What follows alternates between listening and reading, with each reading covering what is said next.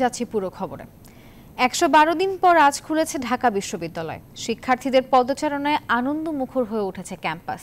অনুষ্ঠিত হয়েছে বিভিন্ন বিভাগের ক্লাস।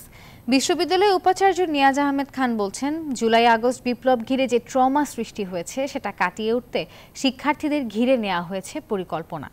বিশ্ববিদ্যালয়ের সিন্ডিকেট সভার সিদ্ধান্ত অনুযায়ী আন্ডার গ্র্যাজুয়েট প্রোগ্রামের প্রথম বর্ষের ক্লাস আগামী ৩০ সেপ্টেম্বর থেকে শুরু হবে বলে জানা যায়।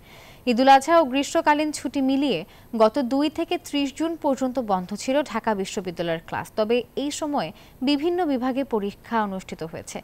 ১ জুলাই থেকে ক্লাস চালুর কথা থাকলেও প্রত্যয় স্কিম বাতিলের দাবিতে বিশ্ববিদ্যালয়ের শিক্ষক সমিতি অনির্দিষ্টকালের কর্মবিরতি ঘোষণা করে এবং এ নিয়ে উপাচার্য জানিয়েছেন, শিক্ষার্থীদের ক্ষতি পুষিয়ে নিতে হবে। সবকিছু কাটিয়ে বিশ্ববিদ্যালয়ের স্বাভাবিক পরিবেশ তৈরি হবে, এ সময় এই প্রত্যাশাও করেন নিয়াজ আহমেদ খান। আমরা পড়াশোনার মধ্যে থাকতে পারিনি, সেটি কি করে দ্রুত পুষিয়ে নেওয়া যায় সে বিষয়ে আমাদের কিছু পরিকল্পনা আছে। ছাত্র শিক্ষক সবাই কঠিন মনস্তাত্ত্বিক এবং শারীরিক স্ট্রেসের মধ্য দিয়ে, একটা ট্রমার মধ্য দিয়ে এই পর্যায়ে এসছেন। আমরা সেই ট্রমা এবং সার্বিক মানসিক এবং শারীরিক কল্যাণের জন্য কিছু বিশেষ ব্যবস্থা নেওয়ার চেষ্টা করছি।